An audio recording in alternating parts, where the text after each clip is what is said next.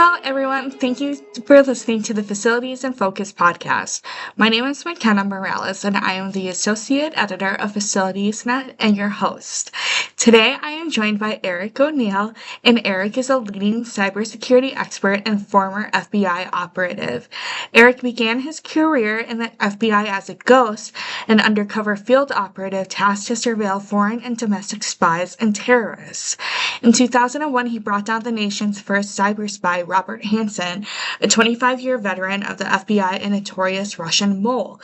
Currently, Eric runs the Georgetown Group, a premier investigative and security consultancy, and NexusSure AI, a cybersecurity evangelism and advisory service that bridges the gap between your business and technology. Eric is currently working on a new book, The Invisible Threat: Secrets from a Spy Hunter in an AI World, scheduled to be released in 2025. Thank you for joining me today, Eric. How are you? I'm doing wonderful, Mackenna. Thanks for having me on your podcast. Yeah, so I feel like this year there has been a huge influx of cybersecurity attacks, particularly in hospitals. And why do you think that is? Well, part of the reason that there have been just this amazing wave of cyber attacks against hospitals, medical facilities, anyone who's providing care to human beings is because criminals have learned that if they can create enough of a pressure situation on any facility, right? But in particular hospitals, they also go after cities, municipalities, even police stations, believe it or not, then there's pressure to pay. And remember, criminals are a little different than spies. Spies want to launch a cyber attack, get in, infiltrate as deep as they can, steal as much information as they can, and never let you know they were there. Like get in, get out, disappear. That's espionage at its best. But criminals, the only difference, they do all the same things. They research, they do reconnaissance, they find a point of entry, they slowly slip in, they infiltrate, they steal information. And then at the very end, they smash and grab. They lock you with ransomware, they take everything down, and then they extort you to either receive the decryption keys to get out of the ransomware attack, or if you have a good backup situation, they say, well, I also stole your data. So if you don't want me to publish all of the information and medical records and everything we've stolen, then you have to pay. So there's sort of this double extortion attack. And criminals have learned that healthcare hasn't really moved up in the echelons, up that ladder of cybersecurity defense, the same way other industries has. And there are a few other industries like that. And so they're vulnerable. And attackers don't care really who you are as much as if you're vulnerable, because they don't get paid unless they win. Right. Do you think that it is just like all about money with them, or is there like a thrill to it? Yeah, that's a good way to put it. Yeah, it's both. So cyber criminals, number one, it's all about money. For them, it really is about money, but they're proud of their prowess. I think for a cyber criminal, they get excited when they're able to breach a company, especially a big company. Some of them call themselves big game hunters, and they only go after massive corporations, government entities, entire cities and municipalities because they want to make a name for themselves. And then they flaunt it. They have their own dark web message boards, and they will crow about their success and snub their nose at the FBI. Catch me if you can. And sometimes the FBI does descend on the dark web and squashes the cybercrime gang, but they have backups too. And so they come back with a new name and even more angry than before. Maybe I'm just like too afraid of ever getting in trouble, but people like that genuinely scare me because I don't get how they can think like that, just like extort money, like you said, from very vulnerable entities, especially places like healthcare and like healthcare facilities where their main goal is just to take care of people. I don't get it. Well, criminals are bad guys, and they don't think the same way a normal person does. There's a little bit of sociopathology in how they're thinking. They will say, if you go into the major cybercrime groups, like the biggest attacker in ransomware right now is a group called Lockbit 2.0, right? And Lockbit, in their terms of service online, will say, I mean, they function like whole business groups, right? They will say, we don't attack hospitals or medical facilities or charities, right? And we're the good bad guys. But that's all a bunch of BS. They ruthlessly attack. And part of the other issue is some of these major crime syndicates have what's called affiliate programs. So if you decided, Mackenna, I think I want to get into the ransomware business, you could go on the dark web, dive down deep, find the right marketplaces and message boards, download a toolkit, learn about it, join Lockbit's affiliate program, and start launching ransomware attacks. And every time you make money through cryptocurrency, you have to give 25% back to Lockbit. Those affiliates don't subscribe to the same things that the top dogs do. So they might decide, hey, I like attacking this hospital and I'll call myself Lockbit. So you can't really trust anything they say. They're bad guys and they will do bad things. So what we have to do is hunt the threat before it hunts us. Think like spies, think like the spies, so we see the way they're attacking us and protect ourselves. Right. It almost sounds like an MLM of some sort, of just like, you have to attack this group, but then pay your dues to the people instead. It's one of the main reasons that cybercrime is the fastest growing business on earth. Right now, just the cost of cybercrime, the amount of money that's being stolen when ransomware payments and financial fraud and all sorts of scams and deceptive and imposter attacks through the dark web is over $12 trillion today. By 2025, by 2026, it'll be around 20 trillion. And by 2027, it may rise above $30 trillion.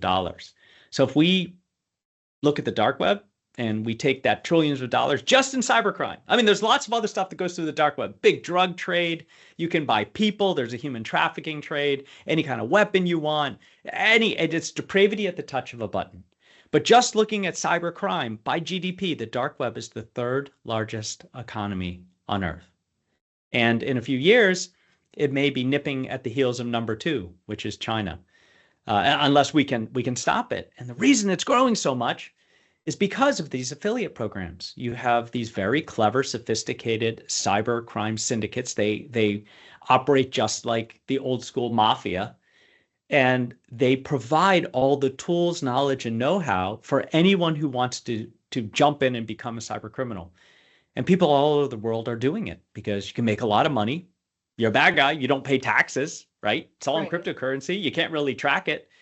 And you get to kind of be that part of counterculture and strike back and snub your nose at the United States and the FBI and the UK and it's just they seem to love it. You were right. They like the thrill.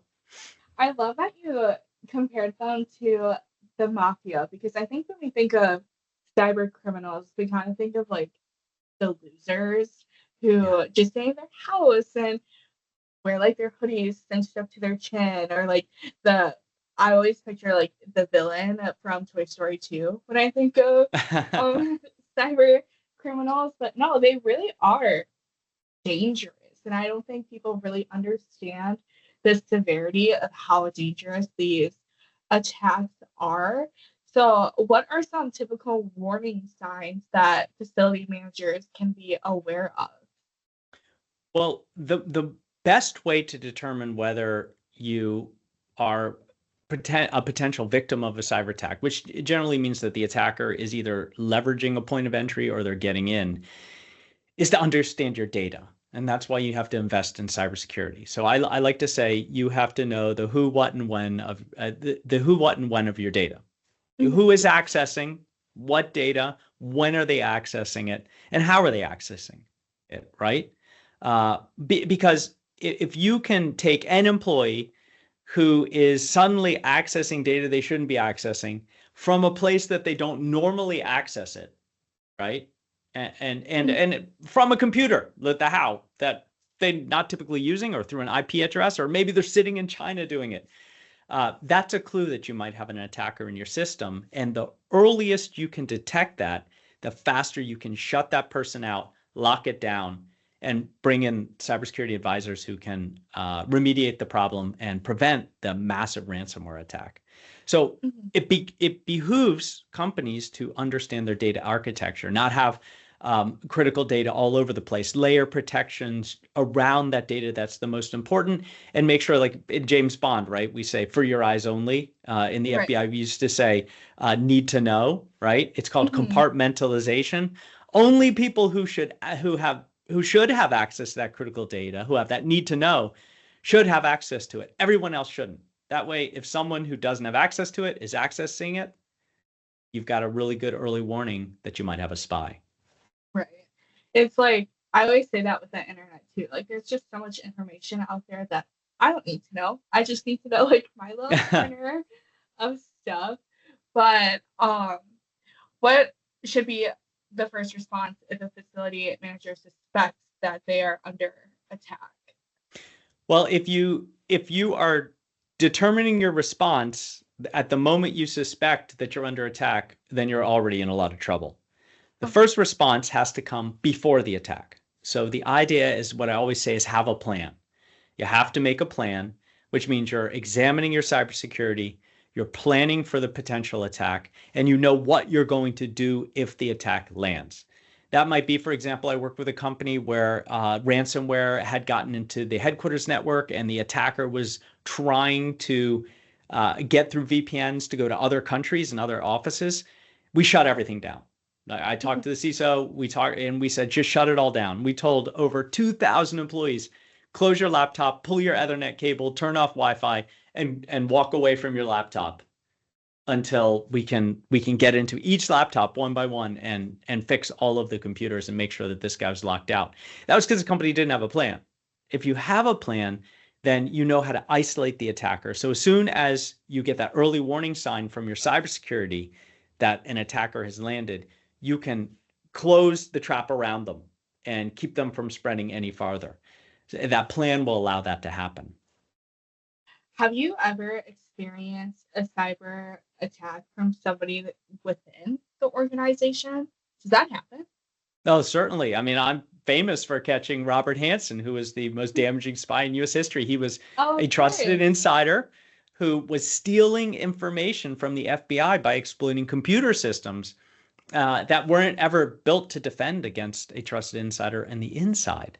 The Mhm. FBI just wasn't looking for him, and he just gleefully stole information. And he did it in a way that was masterful. He did it in a way that even the Russians, who he was providing all this information to, had no idea that he was in the FBI, which meant that our spies couldn't tell us that where the mole was. So the FBI wasn't ever looking in the right place. So absolutely, the thrilling story of how I went up against Robert Hansen, our first cyber spy, and took him down is in my book right there. Great day. Make sure to check it out, everyone. But what are some typical easy access points in a facility for a cyber criminal? That's a great question. So cyber criminals will do what we call in the spy business reconnaissance, right? That means that they're taking the time to look at your company and see if there is a flaw in security or if there is a vulnerability that they can exploit. So that could be something that you didn't patch. When a company like a Microsoft says there's a serious vulnerability and we've issued a patch, the bad guys know that it can take sometimes up to 3 months for organizations to roll out a patch. That gives them lots of time to launch an attack because they now know a way to exploit you. They know a vulnerability because Microsoft said, or any company, right, says, hey, we've discovered a vulnerability, patch quickly. The bad guys know that companies don't patch. A facility might not be on top of it. Their IT might not be up to speed. And that gives the attackers a way in. But the number one way that attackers are launching attacks against all industries on Earth is through people. They are Mhm. attacking you and me, Mackenna.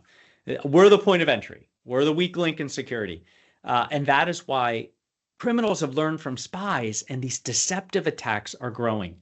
Impersonation schemes, it starts with an email spear phishing, but now bad guys are leveraging AI. So instead of just getting an email saying, hey, pay this invoice for $1 million from, it looks like it's from the CFO, right? You might be on a call on a Zoom call or a Teams call with the CFO, and you think you're talking to him, but you're actually talking to an AI avatar that is Mhm. puppeted by cybercrime. So you have to be very careful, and that means that employees have to be trained. And that is Right. why there's such a huge investment by every industry, and particularly facilities, in training employees to spot these problems and these issues, so that they're not fooled, so that they don't make that mistake that gives the bad guy a way in. And that is one of the top three things that a company can do to protect themselves. Mhm. It's why I'm such a prolific speaker in cybersecurity, and run a company that does these trainings and these learnings and know-how. Right. My company does lots of cybersecurity training. And to the point where like I get so frustrated with the multi-factor authentication that like I get I get it, but I want to I talk a like to little bit. say, McKenna, I always say in every keynote, and I always get the question, what's the number one thing I, as a consumer, as a person, can do to protect myself? And I say, and I will say it until the day I die, turn on multi-factor authentication everywhere. Everywhere. Everywhere. You have to. And I'm not just talking about your bank account, your email. I'm talking about all your social media, the app you get for your ice cream store, like everything. Because passwords just don't work well anymore Mhm. unless you've got a significantly long password. I have this new newsletter. You can go subscribe. I just posted the Are you in the green or in the red? How long does your password have to be to defeat current computer systems from just crunching it right away? And it's Mhm. something like a minimum of 12 characters plus some sort of exclamation point, Right. capitals, lower cases, numbers. And Um, who's gonna remember that? yeah, who's going to remember that? So what people do is they use bad Mhm. passwords, and what will save you is having two-factor authentication. And I think the future, we won't have passwords. There'll be no passwords. Everybody has their phone, no matter where they go, right? It's in your Yep. pocket, it's in your hand. I can't pry the phones out of my kids' hands at this point. And that should be our password. Yeah, every time we log into anything, there should be systems where we're just, and there are some where we're using a series of biometrics to authenticate ourselves, your face, your Mhm. fingerprint. And in the future, we're going to use our voice. That's Oh, one of the new ways. There's like, we can get into some crazy stuff like quantum engineering and quantum voice control. But when as computers get faster and stronger and AI gets better at crunching, we need better defenses. And your voice is actually a pattern, like your fingerprint or yeah. your face biometrics. Mhm. That makes sense. Kind of scary. I'm just gonna say that everything relating to cybersecurity is scary, but just how advanced it keeps on getting, and I feel like we can't really catch up right now because we are just Right. humans. Law enforcement is always trying to catch up to the bad guys, and there's a reason for that. Uh, Right. in law enforcement and security, same sort of thing. We tend to respond a lot to the attacker. So the attacker spends all day and night and weeks and months and years coming up with this new, brilliant, clever attack, right?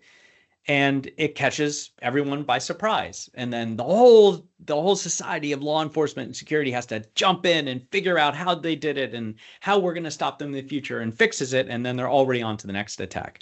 So the holy grail now for cybersecurity is to employ people like me and a lot of others that I work with, and my company NexusShore, and so many other cybersecurity companies that are thinking like bad guys, Mhm. right? Who are thinking like the cyber attackers, and acting like spy hunters, so that we're always thinking about the next threat before it lands, so we can stop it. Do you I swear this is actually related to what we're talking about, but do you watch Law and Order Organized Crime at I all? used to when I was in law school. I'm also an attorney, but back when I was in law school, I used to watch Law and Order religiously when I was studying for criminal procedure. Yeah. Because what I would try to do is I would try to guess the objection before the actors. And I Oh, love this show. fun. Law and Order is a great show. Yeah. Right. So this is the newest spinoff where Elliot Stabler comes back after being off of SVU for like 12 years. But in the first season, they get a cyber criminal to work on their team. Hmm. And Do you think that could be something companies will do moving forward, like get a bad guy on their side just so that they can I think think it's, bad? yeah, I think that a lot of the people who are working in, this is why I never say hacker. You'll always hear me say cyber attacker, cyber criminal, cyber spy, right? A lot of the people who are working in the industry right now, who are the best and brightest minds, are old school hackers from like the Yeah, 80s and 90s who, put on a white hat and they're the good guys now. So when I hear right. hacker, I think of all my friends, right? I was an old hacker in the 80s. I never did an Mhm. evil thing. I never committed a crime. I was just fascinated with security and hey, can I break it to make it stronger, right? That's what hackers do. The bad guys are out there and they're cyber criminals. I don't know. Bring in a big cyber criminal. Do you really trust them? I'd rather have a hacker. maybe, maybe they're reformed, but I don't know. Maybe. Yes, there are some. I was very good friends with Kevin Mitnick, who passed away recently, but he was a brilliant speaker and a former hacker who was he's gone down in history as one of the best evil hackers on earth. But then reformed, started a brilliant company that does cybersecurity and spent his time going around the world lecturing people on how to make themselves safe. So yes, hackers, bad guys can reform. Right? Not everybody is all bad, and that's what, and like, I think that's why it kind of trips me up a little bit when it comes to cybersecurity, especially when they are attacking healthcare facilities. I'm like, not everybody is all bad. What desperate position are you in to be doing something like Yeah, I don't think it's a desperate position. I think that these are people who either don't think about it or they're in just such a rush to make money that they don't care, right? right? I sometimes the attackers will think about the fact that I'm going to hurt a bunch of people, but I don't care because if they want those people to be okay, they'll just pay really fast, right? I'll give them the Mhm. decryption key and they can get out. But that's not the right way to think because if you're an organization who's just suffered a ransomware attack and the attacker is now saying it's $50 million and I will give you a key that will get you out of the problem, you're not out of the problem. Maybe you've got your systems restored, but the systems are still filled with all the corruption and malware that the attacker has implanted there. And so you still have to go through all the pain of bringing in a cybersecurity company, doing the remediation work, cleaning all of your computers, making sure that you found out how the attacker got in and protect from that happening again. Because I guarantee you, if a facility, a healthcare facility, any facility is captured by ransomware and then pays the ransom, you'll be a repeat customer. That attacker is Right. going to come right back as soon as they can. Next year, you'll be on the list, right? You're now a subscriber to their ransomware. Uh, Ugh. so, so most companies are now finding ways to say, "Hey, attacker, go pound sand. I'm not going to pay you. I've got a good backup system. It's in the cloud. You weren't able to touch it. It's completely secure with blockchain. It's gonna take us, 3, 4 days, 5 days a week. We're going to have downtime. We're going to have to pay for that downtime. It's going to cost a lot of care. If you're a hospital, now you're moving your patients out of beds into other hospitals, and that impacts the bottom line and it impacts patients and well-being and reputation. But there's now an impetus not to pay. The Right. other reason is, hey, if a lot of people pay, then cybercrime keeps making money, the dark web keeps growing, and that just leads to more cybercrime. How much can or how much money does a cyber attack cost a facility?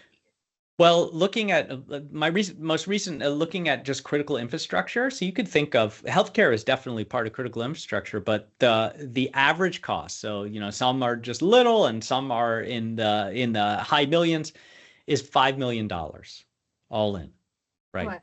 The average cost for a business that's hit by a ransomware attack is about 3.5 million.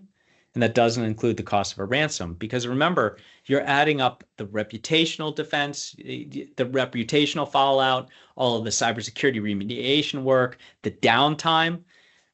But then look, those are some crazy averages because like MGM was attacked. MGM, Mhm. the MGM uh, system of hotels in Vegas Right. and the cost exceeded $100 million for that ransomware attack. on a number of their hotels. So it can get very pricey. The bigger you are, typically the more it costs. How can facility managers determine if systems are at risk for a cyber attack? Well, that's where your cybersecurity advisory comes in. If you don't have a CISO with all that knowledge and a good IT team, you need to bring in outside help. And the outside help will come in and look at your technology, look at your systems, look at your data, and do all the things that I said earlier in our conversation. You know, do you understand your data architecture? Have you locked down your most critical data? Have you layered your protections around it? Are you training your staff? Right? Do you have vulnerabilities? Like how long does it take you to patch? Do you have some sort of system to figure out, hey, this is the stuff that's most critical, and this is the stuff that's in the yellow, and this is the stuff that we can wait, right? All of those things go into a good profile of a company and their cybersecurity hygiene. And that can be a real good benefit to understanding where you are and how much work you have to do. And doing that work is critical. And the other reason I think that getting sort of more to a gold standard for cybersecurity is going to be more and more critical for companies is because now cybersecurity insurance is required, right? We all live in a high fire zone, right, for cybersecurity because attackers don't distinguish. So if you want to not pay an arm and a leg for cybersecurity insurance, you've got to have really good standards of cybersecurity. You know, the facilities management industry, most of the workers are older, so like close to retirement age. How can we get, and like people are resistant to change, especially when they've been in their career for so long. How can we get them on board and make them understand that this is serious? Right. No, that's a great question. Education, look, education spans our entire lives. My father is in his 70s and he's done it. I mean, he's very good. I mean, he's read my book Great Day. You know, he subscribes to my newsletter. You can subscribe there. And I talk about, I highlight a story every single week of a really devious cyber attack. And it makes you think, right? So the next time someone tries to send you that spear phishing email or that clever text or that sort of thing, you kind of understand it. And that's the way storytelling is the way that I get to people who might not be grounded the same way in technology. I think that stories are universal to everyone. They're the way that we've learned for all of human history. And that's why I think that is a great way to make people understand about the threat. And that's why I'm a successful public speaker. Right. You just gotta scare them a little bit.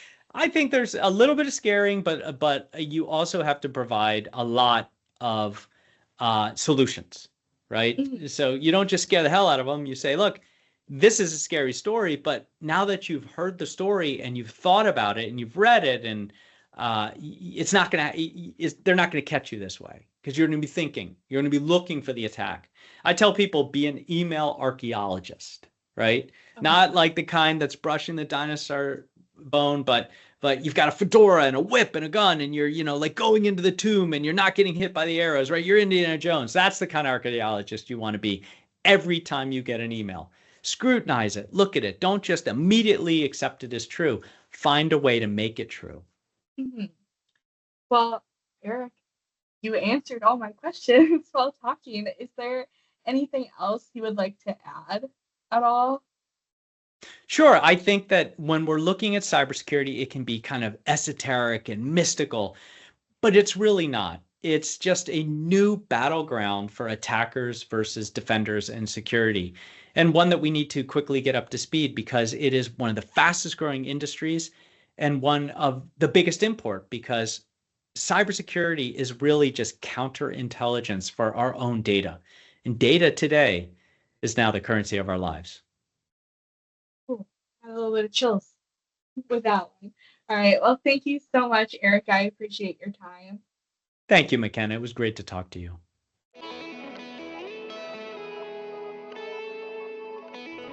Thank you for listening to the Facilities in Focus podcast. Facilities in Focus is a product of the facility market, which houses FacilitiesNet, building operating management, facilities maintenance decisions, and healthcare facilities today. Thank you to our sound and video editor, Paul Ellertson.